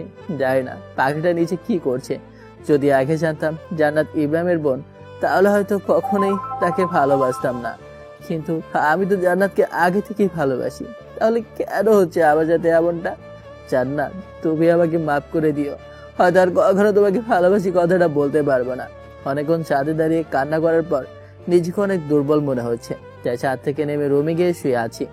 ব্যাগে কিছু ঘুমের ওষুধ ছিল, সেগুলো খেয়ে ঘুমিয়ে আছি, যাতে জান্নাত আমাকে ডাকলে আমি সাড়া দিতে না পারি। আমি ঘুমিয়ে আছি গভীর ঘুমে। রাত 3টায় ঘুম ভাঙলো। ঘুম ভাঙতে দেখি আমার পায়ের কাছে কে যেন বসে বসে গুমড়ে গুমড়ে কাঁদছে। আমি ভালো করে চোখ ঘষে নিচে তাকিয়ে দেখি জান্নাত। কি ব্যাপার জান্নাত, তুমি এত রাতে এখানে? আমি সরি হৃদয়, তখন তোমার কথা আমি শুনিনি। তখন যদি তোমার কথা আমি শুনতাম তাহলে আজ ভাইয়ের কাছে ধরা খেতাম না। আরে পাগলি, কান্না করে কেন? একদিন না একদিন সবাই তো জানতে পারতো, তাই না? ভালো হয়েছে ইব্রাহিম জানতে পেরেছে। যদি আঙ্কেল আন্টি কেউ দেখতে পেত তাহলে আমাকে অনেক খারাপ ভাবতো। এখন আমি কি করব? মা বাবাকে আমাদের সম্পর্কের কথা জানাবো? পাগল নাকি? এখন আঙ্কেল আন্টি এসব জানতে পারলে আমাদের ভুল বুঝবে। আঙ্কেল আন্টি কখনোই এটা মেনে নেবে না, কারণ আমি একটা বেকার ছেলে। কোনো মা বাবা তার মেয়েকে বেকার ছেলের হাতে তুলে দিতে চায় না। তাহলে এখন কি করব? আমার হাত ধরে কান্না করতে করতে বলছে, প্লিজ কান্না করো না, তোমার কান্না আমি সহ্য করতে পারছি না। তাহলে এখন কি করব তুমি বলো? দেখো জান্নাত, এখন আর আমাদের কিছু করার নেই। প্লিজ তুমি এখন আমাকে ভুলে যাও। কি? আমি তোমাকে ভুলে যাব? জান্নাত প্লিজ একটু বোঝার চেষ্টা করো। আমাদের সম্পর্কটা কন্টিনিউ করা সম্ভব না। ইব্রাহিমকে আমি আমার ভাইয়ের চেয়েও অনেক বড় কিছু ভাবি। ইব্রাহিম কষ্ট পাবে এমন কোনো কাজ আমি করতে পারবো না। প্লিজ জান্নাত, তুমি আমাকে ভুলে যাও। আমি কিছুতেই তোমাকে ভুলতে পারবো না। তোমাকে ছাড়া আমি এক মুহূর্ত থাকতে পারি না, তুমি জানো না? আমার শার্টের কলা ধরে কান্না করতে করতে বলল, প্লিজ জান্নাত, এমন পাগলামি করো না। কেন তুমি আমার জীবনে আসলে? কেন তুমি আমাকে এতটা ভালোবাসলে? কেন তুমি আমায় এতটা পাগল করলে? কেন এখন তুমি আমাকে ভুলে যেতে বলছো? জানি না। আচ্ছা, একটা কাজ করলে হয় না? কি কাজ? চলো না আমরা কোথাও পালিয়ে যাই। কিছুতেই না। আমি আমার মা বাবাকে কষ্ট দিতে পারবো না। আমি আমার বেস্ট ফ্রেন্ডকেও কষ্ট দিতে পারবো না। আমি তোমার মা বাবাকে কষ্ট দিতেও পারবো না, কারণ মা বাবাকে কষ্ট দিয়ে কখনো সুখে থাকা যায় না। আর তাই প্লিজ আর পাগলামি করো না। এতদিন যা হয়েছে ভেবে নাও সবকিছু ভুল ছিল। মনে করো তোমার সাথে আমার কোনোদিন দেখাই হয়নি, তোমার সাথে কোনোদিন আমার আলাপও হয়নি, তোমার সাথে কোনো রিলেশনই ছিল না আমার। আমি কিছুতেই পারবো না এটা। পাগলিটা খুব কান্না করছে। জান্নাতের চোখে জলে বিছানা ভিজে থপথপে হয়ে গেল। এই পাগলি প্লিজ আর কান্না করো না। আচ্ছা তুমি বলো, তুমি আমাকে ভুলে থাকতে পারবে? হ্যাঁ পারবো না, মিথ্যা বললাম শুধু পাগলিটাকে ভোলানোর জন্য। সত্যি তুমি পারবে আমাকে ভুলে থাকতে? কেন পারবো না? তোমাকে ভুলে থাকা তো কোনো ব্যাপারই না। বুকের ভেতর হাজারো কষ্ট চাপা দিয়ে মুখে একটু হাসি নিয়ে জান্নাতকে বললাম, দেখো আমি যদি তোমাকে ভুলে থাকতে পারি তাহলে তুমি পারবে না কেন? তুমি তো একটা বেইমান। তুমি আমাকে ভালোই বাসনি। যদি ভালোবাসতে তাহলে ভুলে যাওয়ার কথা বলতেই না। এই তো সত্যটা ধরতে পেরেছ। আমি তো তোমাকে মন থেকে ভালোবাসিনি, এতদিন শুধু অভিনয় করেছি। তোমার মতো বেইমানকে ভালোবাসাটা আমার জীবনের সবচেয়ে বড় ভুল। এখনো সময় আছে, চাইলে ভুলটা সংশোধন করে নিতে পারো। হ্যাঁ, তাই করব। একটা বেঈমানকে ভালোবেসেছিলাম, এটা ভুলে যেতে আমার বেশি সময় লাগবে না। আমিও এটাই চাই, তুমি আমাকে ভুলে যাও। জান্নাত দৌড়ে বাড়ি থেকে বেরিয়ে চলে যায়। সত্যি আমি অনেক বড় বেঈমান। আমি বন্ধুত্বটা টিকিয়ে রাখার জন্য আমার ভালোবাসাটাকে কবর দিলাম। সত্যি কিছু কিছু ভালোবাসা এমনই, কিছু সম্পর্কের কাছে হার মেরে যায়। আমার ভালোবাসাটা না হয় এভাবেই হারিয়ে গেল। আজ খুব কষ্ট হচ্ছে, কিন্তু কি করব, আবার কিছু করার নেই। সত্যি আমি ইব্রাহিমকে কষ্ট দিতে চাই না। ইব্রাহিমকে আমি অনেক ভালোবাসি। রাতে ভাবছি যদি এখানে থাকি তাহলে রোজ জান্নাতের সাথে আমার দেখা হবে। আর জান্নাতের সাথে আমার দেখা হলে জান্নাত আমাকে কিছুতেই ভুলতে পারবে না, আর আমিও কিছুতেই ভুলতে পারবো না। তাই সব থেকে ভালো হবে আমি কাল সকালে কাউকে কিছু না জানি এখান থেকে চলে যাব। কথা মতো পরের দিন সকালে সিরাজগঞ্জ থেকে আমি ঢাকায় চলে আসি। কিন্তু ঢাকায় আসার আগে আমি রাত্রে একটা চিঠি লিখি, আর চিঠিটা গোপনে জান্নাতের টেবিলের উপর রেখে আসি। পরদিন সকালে জান্নাত ঘুম থেকে উঠে আমাকে খুঁজতে যায়, কিন্তু আমাকে রুমে খুঁজে পায় না। পুরো বাড়ি তন্ন তন্ন করে খোঁজে, কিন্তু কিছুতেই আমার দেখা পায় না। খুব হতাশা নিয়ে নিজের রুমে ফিরে রুমে গিয়ে বিছানায় বসে কান্না করতে লাগলো। হঠাৎ এমন সময় টেবিলের উপর চোখ পড়লো। জান্নাত দেখতে পেল টেবিলের উপর একটা চিঠি পড়ে আছে। জান্নাত দৌড়ে গিয়ে চিঠিটা উঠিয়ে খুলে চিঠিটা পড়তে অবাক হয়ে গেল। চিঠিতে লেখা ছিল, প্রিয় জান্নাত, পারলে আমাকে ক্ষমা করে দিও। সত্যি আমি অনেক বড় স্বার্থপর এবং বেঈমান। তোমাকে ভালোবাসার কোনো অধিকারই আবার নেই, আর তাই আমি চলে যাচ্ছি। আর কোনোদিনও তোমার সামনে আসবো না। পারলে আবার মাফ করে দিও। তোমাকে অনেক কষ্ট দিয়েছি। ভালো দেখো, সুখে দেখো, আর নতুন করে জীবন শুরু করো। ইতি, তোমার হৃদয়। চিঠিটা পড়ে জান্নাত তার কান্না থামাতে পারলো না। খুব জোরে জোরে কান্না করছে। এটা তুমি আমাকে এই চিনলা? তোমাকে আমি এত ভালোবাসলাম, আগের মাথায় আমি একটা কথা বলে ফেলেছি আর তুমি আমায় ছেড়ে চলে গেলে। তুমি ভাবলে কি করে তোমাকে ছাড়া আমি বাঁচবো? আমি তোমাকে ছাড়া বাঁচতে পারবো না, তুমি জানো না? কেন তুমি আমাকে ছেড়ে চলে গেলে? প্লিজ ফিরে আসো, প্লিজ। খুব কান্না করছে আর বলছে, পাখিটা কি দোষ বলেন? সত্যি যে দুজনকে অনেক ভালোবাসে, কিন্তু নিয়তির কাছে তাদের ভালোবাসা হেরে যাচ্ছে। জান্নাত আমার এভাবে ছেড়ে যাওয়াটা কিছুতেই মেনে নিতে পারছিল না, আর তাই জান্নাত অনেকগুলো ঘুমের ওষুধ একসাথে খেয়ে ফেলে। জান্নাতের অবস্থা খুবই খারাপ। বাসায় জান্নাতের পাগলামি ব্যাপার বুঝতে পেরে সবাই তাড়াতাড়ি করে হাসপাতালে নিয়ে যায়। জান্নাত এখন অপারেশন থিয়েটারে আছে। ডাক্তারেরা জান্নাতের চিকিৎসা করছে।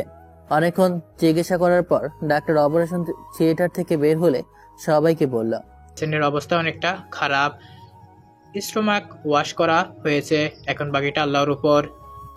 কি বলছেন ডাক্তার? আমার মেয়েকে যে করেই হোক সুস্থ করে তুলতে হবে ডাক্তার। দেখেন, আমার বেস্টটাই ট্রাই করব, কিন্তু বাকিটা আল্লাহর হাতে।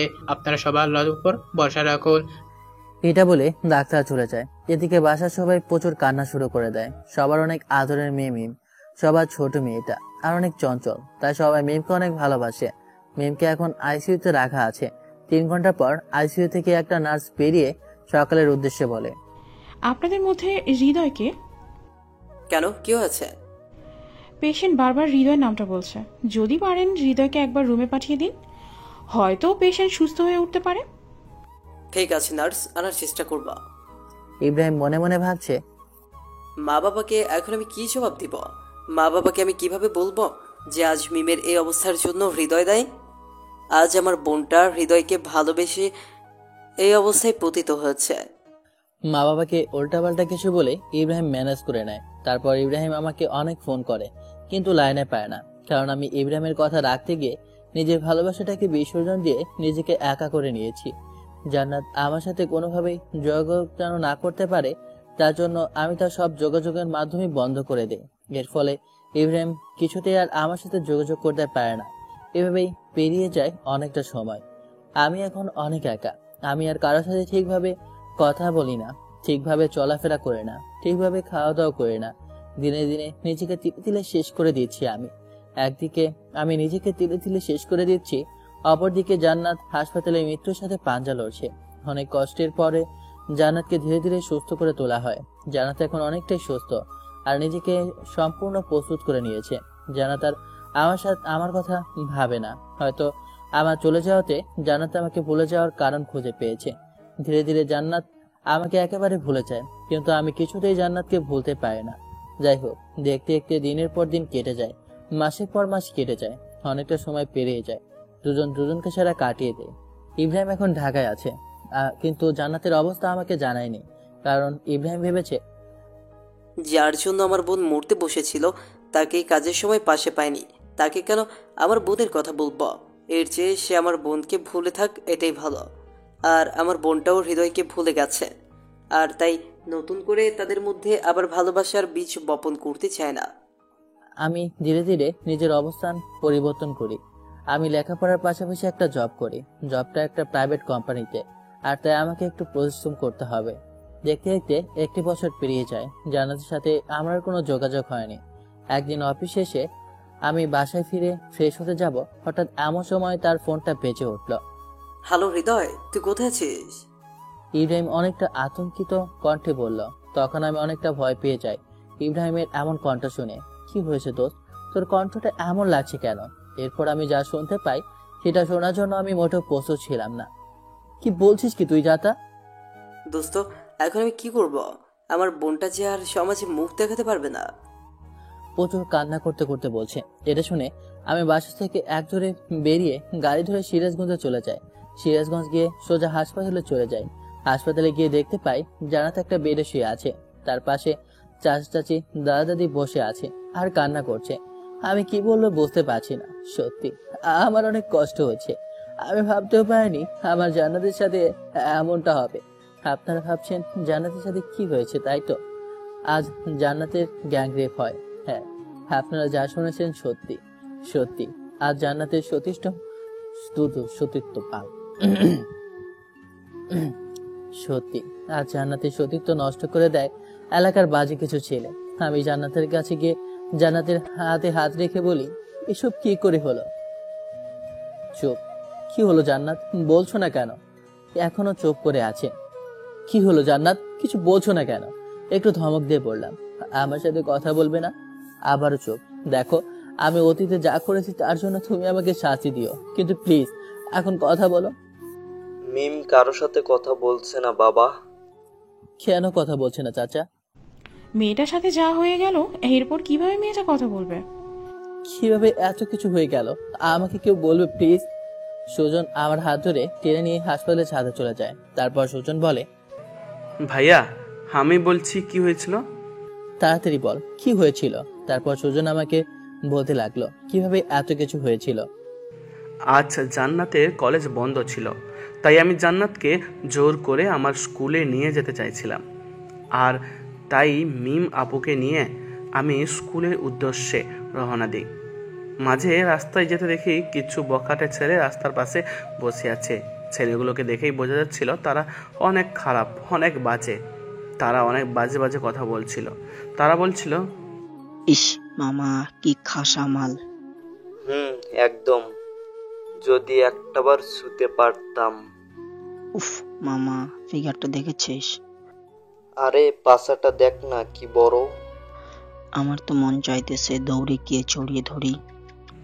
হেমন আরো অনেক বাজে কথা বলছিল।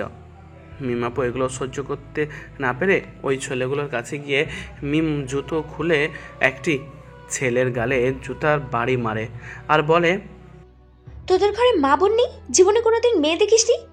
মায়ের দুধ খেয়ে বড় হোসনি? মেয়ে দেখলেই জিভ তো লকলক করছে কেন, কুত্তার বাচ্চা! আপু এমন কথা শুনে ছেলেগুলো হঠাৎ করে বসা থেকে লাফ দিয়ে ওঠে। মিম আপুকে জোর করে উঠিয়ে নিয়ে যেতে লাগলো। আমি ওদেরকে অনেক বাধা দিই, কিন্তু আমি অনেক ছোট আর একা, তাই ওদেরকে বাধা দিতে পারিনি। আমাকে ধাক্কা দিয়ে ফেলে দিয়ে মিম আপুকে নিয়ে ওরা চলে যায়। মিম আপু অনেক আকুতি মিনতি করছিল। আমাকে ছেড়ে দে শয়তানরা, ভালো হবে না বলে দিচ্ছি। তোদের ভালোই ভালো বলছি, আমাকে ছেড়ে দে। তোমাকে ছাড়বো তো শোনা, কিন্তু তার আগে আমাদের কাজটা তো হাসিল করে নেই। মিম আপুকে টানতে টানতে ওই জানোয়ারগুলো নিয়ে যায় আমার চোখের সামনে দিয়ে। আমি কিছুই করতে পারিনি।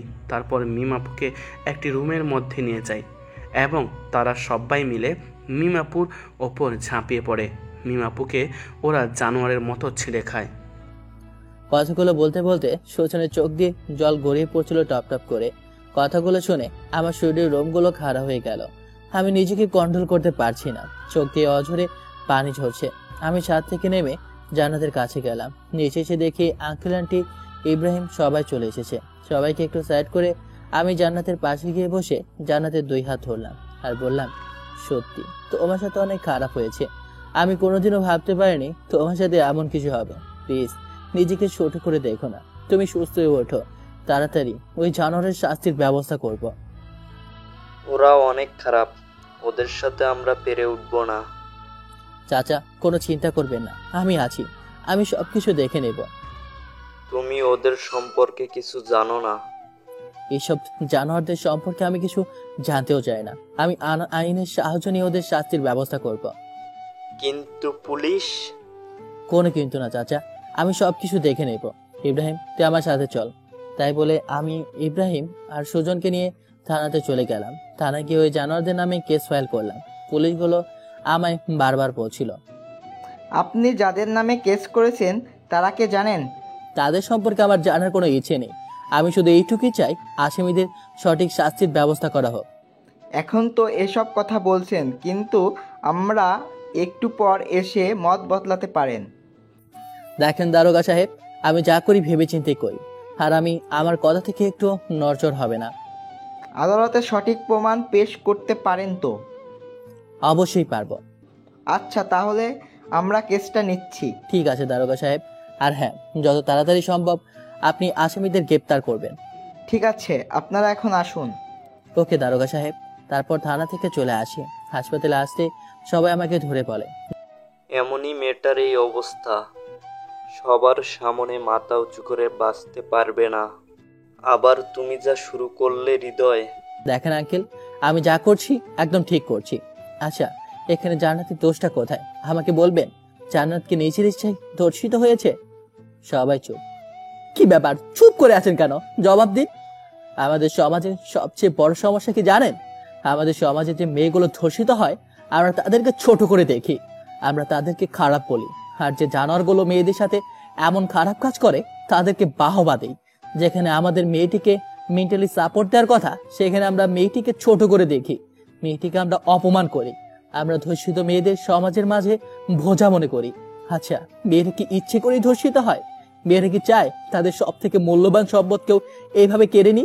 অথচ একটি মেয়ে ধর্ষিত হবার পর আমরা মেয়েটিকে দোষী সাব্যস্ত করি, আর ধর্ষককে আমরা বড় করে দেখি।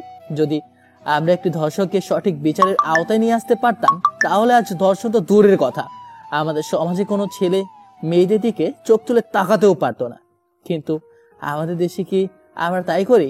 মোটেও করি না। বরং উল্টো আমরা মেয়েদেরকে এমন কথাই শোনাই যার কারণে মেয়েরা তাদের অনিচ্ছা সত্ত্বেও আত্মহত্যা করতে বাধ্য হয়, শুধু আমাদের সমাজের মানুষের জন্য। আমার কথাগুলো শুনে সবাই মাথা নিচু করে দাঁড়িয়ে আছে। আচ্ছা, আপনারাই বলুন, আমাদের সমাজে যে মেয়েগুলো ধর্ষিত হয় তারা কি নিজ ইচ্ছায় ধর্ষিত হয়? তাহলে আমাদের সমাজে কেন ধর্ষিতা মেয়েদের পাশে দাঁড়ানো হয় না? কেন ধর্ষকদের শাস্তি দেওয়া হয় না?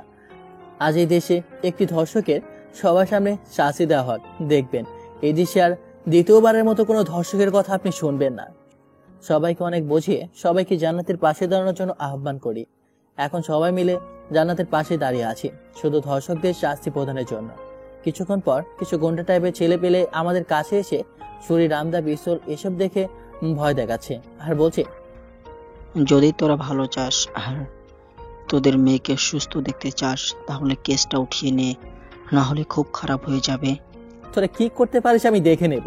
আমি আমার যথেষ্ট চেষ্টা করে তোদের শাস্তির ব্যবস্থা করব। তোর সাহস তো কম না, তুই আমাদের বিরুদ্ধে মামলা করেছিস, আবার আমাদের মুখের উপর কথা বলছিস। তোদের মতো কুত্তার সাথে কথা বলতে আমার বয়ে গেছে। তোদের মতো কুত্তার দিকে তাকাতে আমার ঘৃণা লাগে। কি বললি মাদার? এটা বলে একজন আমার পেটে ছুরি ঢুকিয়ে দেয়। হাসপাতালে মেঝে আমার রক্ত দিয়ে মেখে একাকার হয়ে গেল। আমার অবস্থা অনেক খারাপ, আমি মাটিতে লুটিয়ে পড়লাম। সবাই এমন দৃশ্য দেখে ভয়ে আতঙ্কিত হয়ে কাঁপতে শুরু করলো। তারপর ওই বকাটাগুলো বলল, যদি কেসটা না উঠিয়ে নিস তাহলে একে একে সবাই মারা পড়বি, কথাটা খুব ভালো করে মাথায় ঢুকিয়ে নে। এটা বলে সবাই চলে গেল। সবাই আমাকে ধরাধরি করে আইসিইউতে নিয়ে যায়। ডাক্তার তাড়াতাড়ি এসে চিকিৎসা শুরু করে দেয়। আমার অবস্থা অনেক সিরিয়াস। একদিকে জান্নাতের অবস্থা খারাপ, অপরদিকে আমার সিরিয়াস অবস্থা। কি করবে সবাই ভেবে পাচ্ছে না। এমন সময় ইব্রাহিমের বাবা বলল, এসব বকাটে ছেলে পেলের সাথে লাগা আমাদের মোটেও উচিত হয়নি। ইব্রাহিম, তুই থানায় গিয়ে কেসটা উঠিয়ে নিয়ে আয়। ইব্রাহিম কি করবে বুঝতে পারছে না। তাই আঙ্কেলের কথা শুনে ইব্রাহিম থানায় গিয়ে কেসটা উঠিয়ে নিয়ে আসে। আমার অপারেশন শেষ, কিন্তু এখনো জ্ঞান ফিরেনি। অনেক রক্ত ঝরেছে, তাই অবস্থা অনেকটাই খারাপ। আমার মা বাবাকে এমন অবস্থা জানানো হয়নি, কারণ আমার মা বাবা এসব জানতে পারলে অবস্থা আরো খারাপ হয়ে যাবে। সবাই অনেক চিন্তায় আছে। ডাক্তার সবাইকে বলল, দেখেন, রোগীর অবস্থা অনেক খারাপ, কখন কি হয়ে যাবে কিছু বলা যাবে না। রোগী জ্ঞান না ফেরা পর্যন্ত আমরা কিছু করতে পারবো না। এটা কি বলছেন ডাক্তার? হৃদয়কে যে করেই হোক সুস্থ করে তুলতে হবে। সরি, আমরা আমাদের যথাসাধ্য চেষ্টা করছি। সবার মাথায় হাত। আমার মা বাবাকে না জানিয়ে আর থাকতে পারছে না কেউ। ইব্রাহিমের বাবা আমার বাবাকে ফোন করে সবকিছু খুলে বলে, আর তাদেরকে যত তাড়াতাড়ি সম্ভব সিরাজগঞ্জে চলে আসতে বলে। মা বাবা সময় নষ্ট না করে তাড়াতাড়ি সিরাজগঞ্জ চলে আসে। তারা এসে দেখতে পায় আমি আইসিইউতে একটা জীবন্ত লাশ হয়ে পড়ে আছি। আমার মা অনেক কান্না করছে। আমার বাবা সবাইকে বলছে, আমার ছেলের এত বড় ক্ষতি কে করলো? যে ছেলেগুলো মিমকে ধর্ষণ করেছে তারা। দাঁড়াও, আমি তাড়াতাড়ি ব্যবস্থা করছি। তাই বলে আমার বাবা কাকে যেন একটু ফোন করলো। হ্যালো সবুজ ভাই, আমার অনেক বড় একটা সমস্যা হয়ে গেছে।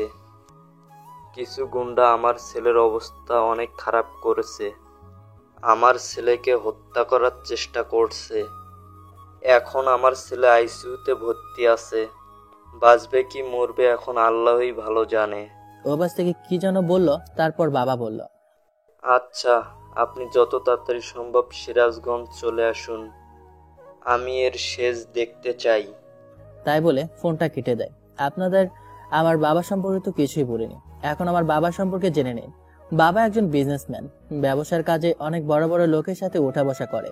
সমাজের সকল লোকের সাথেই তার ভালো সম্পর্ক। এখন যাকে ফোন করলো সে হচ্ছে ঢাকার একটি গ্যাং লিডার। বাবার বিভিন্ন কাজের জন্য সবার সাথে সম্পর্ক রাখতে হয়, তাই লোকটির সাথে ওর সম্পর্ক আছে। কয়েক ঘন্টা পর ওই লোকগুলোর সিরাজগঞ্জ এসে পৌঁছায়। তারপর লোকদের বকাটে ছেলে পেলে ডিটেলস বলা হয়। তারপর লোকগুলো সেই বকাটে ছেলে পেলে উদ্দেশ্যে রওনা দেয়। অনেকক্ষণ পরে ওই লোকগুলো রাত 8টার দিকে সবার মাঝে ফিরে আসে আর বলে, আমাদের কাজ শেষ, কাল সকালে সবাই দেখতে পারবেন। আচ্ছা শহীদুল সাহেব, আমাদের কাজটা শেষ, আমরা তাহলে আসি। আবার দেখা হবে, ভালো থাকবেন। আর আশা করি আপনার ছেলে খুব তাড়াতাড়ি সুস্থ হয়ে উঠবে। ঠিক আছে সবুজ ভাই, আপনাকে অসংখ্য ধন্যবাদ।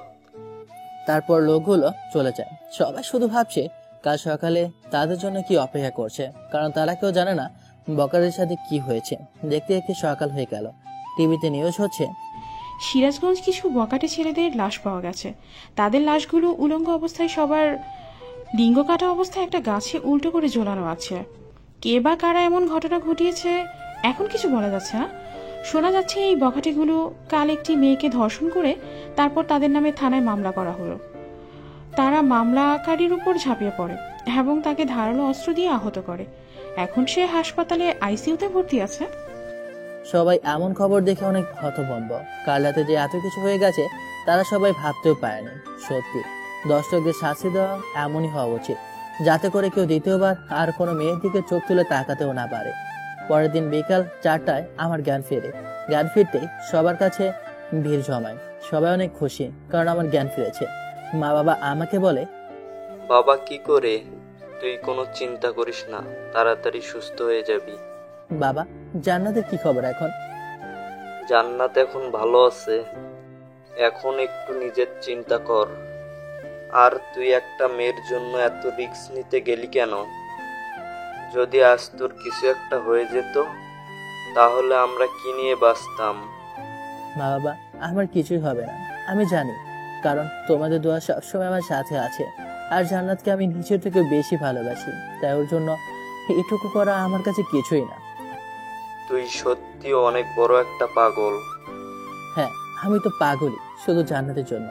আচ্ছা, ওই বকাটা ছেলেদের এখন কি খবর? পুলিশেরা কি ওদেরকে গ্রেফতার করেছে? ওদের অবস্থা শেষ, ওরা আর কেউ বেঁচে নেই। কি কি হয়েছে ওদের, আর কিভাবে হয়েছে? তোর ওসব না জানলেও চলবে।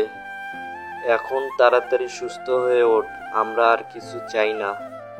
ঠিক আছে বাবা। তখন হাসপাতাল একটি আনন্দমুখর পরিবেশ সৃষ্টি হয়। দেখতে দেখতে কিছুদিন কেটে যায়। আমি এখন অনেকটা সুস্থ হয়ে উঠি। আমি মা বাবা জান্নাতকে বিয়ে করবে এমন কথা শোনাই।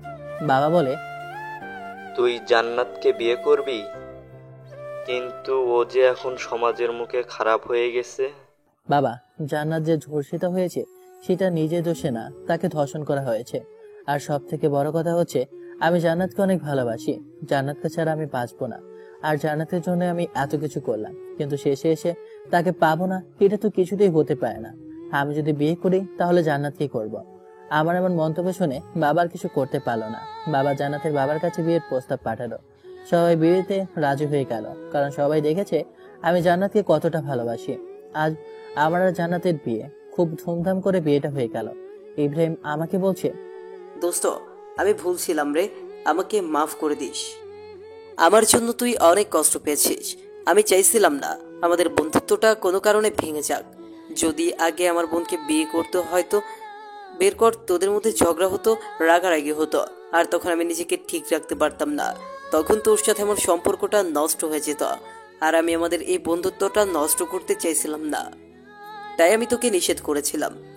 আমাকে মাফ করে দিস দোস্ত। আর আমার বোনের খুব যত্ন নিবে। যদি কোনোদিন আমার বোনের চোখে এক ফোঁটা জল আসে, তাহলে তোকে খুন করে ফেলব। এই বোকা, তুই আমার বেস্ট ফ্রেন্ড, তুই ভাবলি কিভাবে তোর সাথে আমার সম্পর্কটা নষ্ট হয়ে যাবে? জানাকে তো আমি আমার নিজের থেকেও অনেক বেশি ভালোবাসি, তাই ওকে কষ্ট দিয়ে তো অনেক দূরের কথা, তোকে রাগাতে পর্যন্ত দেব না। আয় দোস্ত, বুকে আয়। তারপর দুজন দুজনকে জড়িয়ে ধরে কান্না করে দেই। এই কান্না কষ্টের কান্না না, সুখের কান্না। তারপর আমি ইব্রাহিমকে ছাড়িয়ে পড়ি, এই শালা তোর বোন অপেক্ষা করছে আমার জন্য, বাসর তো পেরিয়ে যাবে। হারামি, তুই এতদিন আমাকে শালা শালা বলে জ্বালাতে, আর আজকে আমি সত্যিই তোর শালা হয়ে গেলাম। হ্যাঁ, আমি বোধহয় আগে থেকে জানতাম রে তুই আমার শালা হবি, তাই আগে থেকে তোকে শালা বলে ডাকতাম। হৃদয়, হয়েছে রে দোস্ত, আর বলিস না, আমি বাসর করে গেলাম। আচ্ছা যা, আর কথাটা মনে রাখিস, আমার বোনের চোখে যদি কোনোদিন জল আসে তাহলে তুই শেষ। ঠিক আছে দোস্ত। তারপর আমি বাসর ঘরে ঢুকি। ঘরের ভিতর ঢুকে দেখি জান্নাত বিছানার উপর ঘোমটা দিয়ে বসে আছে। আমি ঘোমটাটা উঠিয়ে জান্নাতের মুখের দিকে তাকিয়ে আছি। ইস, কি সুন্দর তুমি, সত্যি তোমাকে দেখে চোখ ফেরানো যায় না। তাই বুঝি? তাই তো, না হলে কি আমি তোমার প্রেমে পড়ি? কই, তুমি তো আমাকে না দেখেই ভালোবেসেছিলে, তাহলে এখন এই কথা বলছে কিভাবে? রাখছো কেন? আমি তো এটা কথার কথা বললাম। সত্যি আমার বউটাকে একদম পরীর মতো দেখতে লাগছে। জানিস না, এখন নতুন কিছু বলো। নতুন করে আর কি বলবো, শুধু একটা কথা জেনে রাখো, আজ থেকে ম্যাচ শুরু। আমি একেবারে ক্রিকেট টিপ বানিয়ে তারপর থামবো। কি, তুমি কি আমাকে মেরে ফেলবে? কি বলো চান? তোমাকে মেরে ফেলবে কেন? তাহলে ক্রিকেট টিম বানাতে যাচ্ছ, আমার কষ্ট হবে না? আর সেসব পরে দেখা যাবে, এখন আজকের ম্যাচটা শুরু করি। যা দুষ্টু। আয় হায়, আমার লজ্জাবতী লতারে। তাই বলে জান্নাতকে ধরে ওর ঠোঁটে আমার ঠোঁট লাগিয়ে দেই। এরপর আস্তে আস্তে বাকি কাজগুলো শুরু হয়ে যায় আমাদের ক্রিকেট টিম তৈরি করার জন্য। আপনারা এখন আসতে পারেন। এখন আমরা যা করতে যাচ্ছি সেসব আপনাদের না দেখলেও চলবে, তো আপনারা যাইতে পারেন। Tata, bye bye. তো আল্লাহ হাফেজ। গল্পটা কেমন হইলো অবশ্যই কমেন্ট করে জানাবেন। আর সবাই বাঁচে থাকবেন, ভালো থাকবেন আর সুস্থ থাকবেন। আল্লাহ হাফেজ।